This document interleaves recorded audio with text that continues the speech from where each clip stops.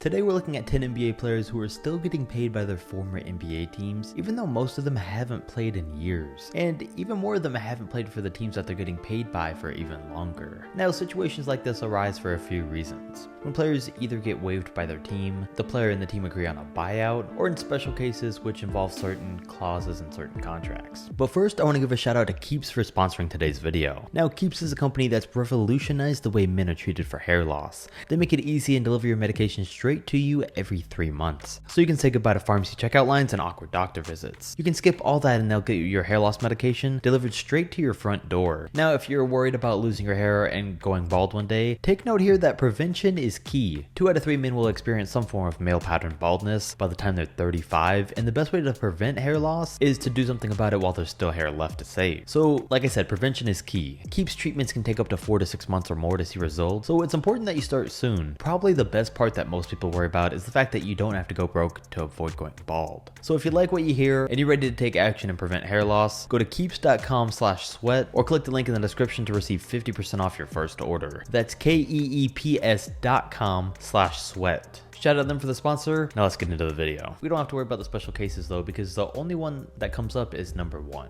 which goes to the best player in the video in Kevin Garnett. And since he played for the Timberwolves and the Nets in the final years of his career, you may think one of those teams owe him money, but actually the Boston Celtics are the ones who have been paying him $5 million every year since he retired in 2016, and will continue to pay him until the year 2023. So this man could have just sat at home since retirement and still made $35 million.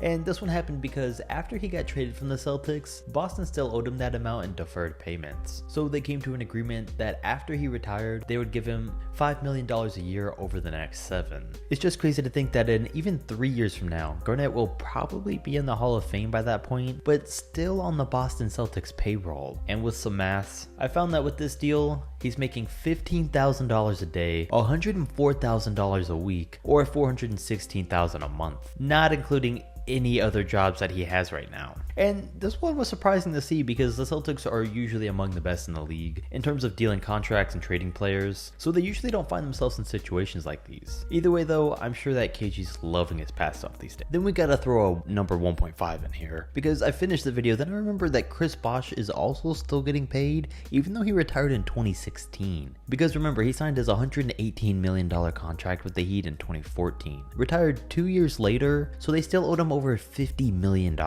And from what I read, it said they've been paying him just about $1 million a month since then, and will continue to until 2022, which is just about $12 million a year. And man, I thought Kevin Garnett was getting a lot. Number 2, Luol Deng. Yes, the Los Angeles Lakers are still paying Luol Deng. Their horrible mistake from 4 years ago is still haunting them to this day, and will be until the year 2022. But before we get any more into how much they're still paying him and how bad that is, let's recall just how bad his contract was. So in 2004, the Bulls drafted him, which meant that he was on a rookie contract. To start the 2008 season, he signed a 6-year, $71 million extension with Chicago, which was about $11 million a year, while Luol would go on to prove to be one of the best two-way small forwards in the NBA, and a 2-time All-Star that made a great second option to Derrick Rose. So by 2013, he was looking for another 4-year extension that would pay him about $12 million a year, a little higher than his previous rate, but he instead signed with the Miami Heat on a 2-year, $20 million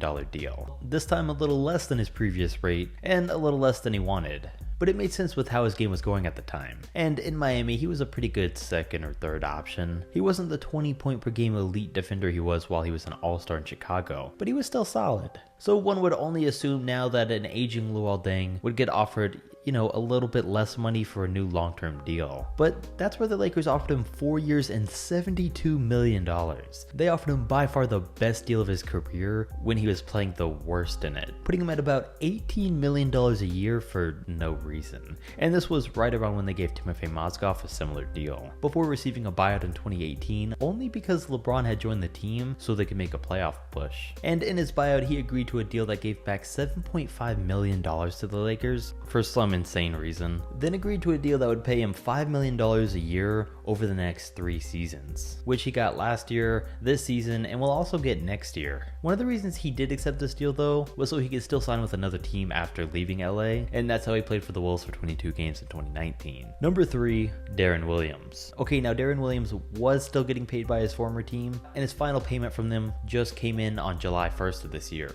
So he technically wouldn't make the video, but if these players are getting paid for this season, which is still going on, it still counts. And the last 2 teams Darren played for were the Mavs and the Cavs. But again, he's still been getting paid by the Brooklyn Nets for the past 5 years since they waived his 5-year, $100 million contract in 2015. He signed that deal in 2012 while he was still playing like a star, but in 3 short years, his entire game changed. He became unmotivated and it showed, so he fell off. And when they waived him, they agreed on a deal that would pay him $5 million every year for 5 seasons. So while he was playing on veteran minimum deals for the Cavaliers and the Mavericks, those were just bonuses to what he was already making. So since 2015, just like Kevin Garnett, Darren Williams had been making $15,000 a day every single day. And that's pretty good for a player that hasn't even played in the NBA since 2017.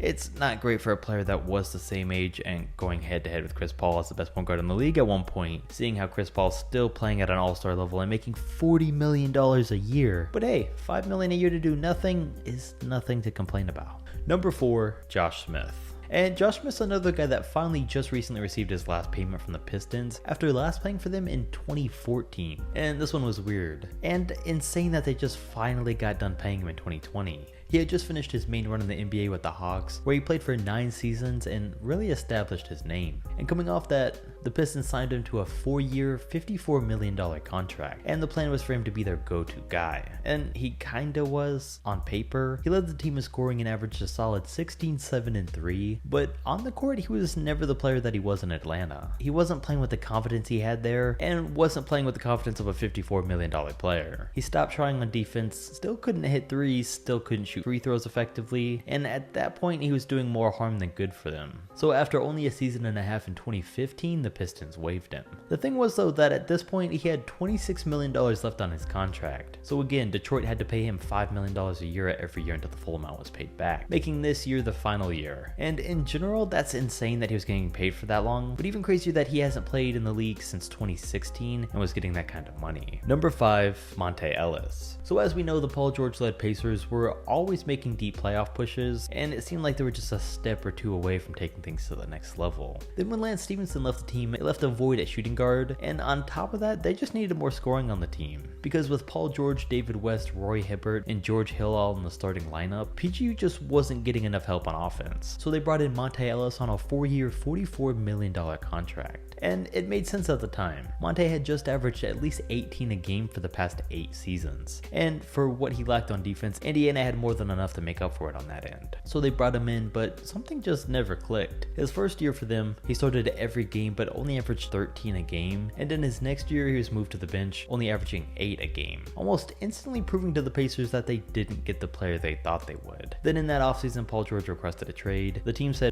and waived Monte, and that was in 2016, but they still owed him $11.2 million, so he has been getting and will continue to get paid $2.2 million every year until the end of 2022. Number 6, Joakim Noah. Honestly, Noah is one of the worst this entire video, maybe one of the worst ever, since his contract with the Knicks was labeled as the worst signing in Knicks history by some people. Backing up though, now we know Joakim was great with Derrick Rose, an all-star in 2013 and 2014, and the defensive player of the year in 2014 for the Bulls. Things were going great, but in 2015 his averages took a huge drop down to 7 points and 9 rebounds a game, and the next season not only did he lose his starting job to Nikola Mirotic in the preseason, but he only played 23 games thanks to needing shoulder surgery. His contract ran out, and the Knicks deemed it a good idea to give a 4-year $72 million contract to him, putting him at $18 million a year. Bruh. Honestly, nothing I just said about Noah leading up to this point was exaggerated. I don't know how this can't be one of the worst decisions transitions of all time for an NBA team, because it's obvious how it would end up. So 2016 starts, Joakim Noah plays about 30 games, averages 5 and 8, misses 4 weeks for a knee surgery, comes back, instantly gets suspended for 20 games, comes back again, then needs another surgery that took him 5 months to recover. So that brings us to the 2017 season, and that starts. Noah plays 7 games coming off the bench before getting into an argument with their head coach, and sitting out the entire year until the 2018 season, where they finally waived him with $36 million left on his contract. So since 2018, they've been paying him $6 million a year, and will also continue to until the 2022 season. Like, it's been so long since Noah's actually played a game for the Knicks, and we're supposed to believe that they're still going to be paying him for 2 more years. You just really can't feel bad for everyone. I mean, no wonder the Knicks are the laughingstock of the NBA. Number 7. Matt Barnes. The Sacramento Kings finally just gave Matt Barnes his final payment of $2.2 million this year, even though he hasn't played with them since 2017. This one isn't a terrible look though for the Kings. It just proves that Barnes is very lucky. Because at the start of the 2016 season, the Kings brought him in on a 2-year, $12 million deal to team up with DeMarcus Cousins. Well, halfway through that season, they traded DeMarcus and had to waive Matt Barnes to do so. So they agreed to pay him his remaining $6 million from that contract over the next 3 years, with this year being the last. But not only did he get $6 million from the Kings, basically for doing nothing, he also immediately got waived by them, signed with the Warriors, and won a championship with them in 2017 right before retiring. I don't think there's really a better way to go out than that. And everyone won here. Barnes got paid and a championship. The Kings traded Cousins and got their young core. Okay, I guess the only real losers here were the Pelicans. Number 8, Larry Sanders. And that's probably a name you haven't heard in a pretty long time. But he's still getting paid by his former team in the Milwaukee Bucks. And here's how it happened. He was drafted into the NBA as a 6'11 center with some potential, and didn't show much of it until his 3rd season, where he averaged 10, 9, and 3 blocks a game that year. Finished 3rd in voting for the Most Improved Player award, and being a 3rd-year player, the Bucks saw potential, so they gave him a 4-year, $44 million contract extension. And it was a mistake, because over the next 2 seasons, because of injuries, off-court mistakes on his part, and what he claimed to be anxiety, depression, and mood disorders, he'd only play 50 games and average 7 points and 6 rebounds a game, while averaging average shot blocking numbers. So the Bucks bought out his contract way back in 2015, so he's been getting $2 million a year from them every year, and will continue to do so also until 2022. The man played for the Bucks for 5 seasons, and you're really telling me that when they finally pay him out his whole contract, he'll have gotten paid for 7 seasons of not being in the NBA? That's gotta be some kind of record or something. Number 9, Anderson Varejao. The Cavs re-signed him in 2014, traded him to the Blazers less than 2 years later, and have paid him $2 million a year since 2016, even though he never played for them, and that will continue on until 2021. And number 10 belongs to Andrew Nicholson. A lot of you probably won't remember him because he was really only a role player, and these were his stats. But even with these stats, the Wizards gave him a 4-year, $26 million deal in 2016. Instantly realized the mistake, traded him, then got waived after only 26 games on his new contract. So it was stretched out over 7 years, and he's been getting paid since 2016, but he'll continue to get paid $3 million a year until 2024. Like, what? He's just gonna sit at home for the next 4 years and make $3 million every year. Some people are just too lucky. And that's gonna wrap up the video. Again, go check out and subscribe to my second channel if you haven't already. I respond to every comment over there, and all the support's appreciated. And if things start going good on it, I'll start doing giveaways. Like, comment, and subscribe though if you enjoyed this video, and I'll catch you next time.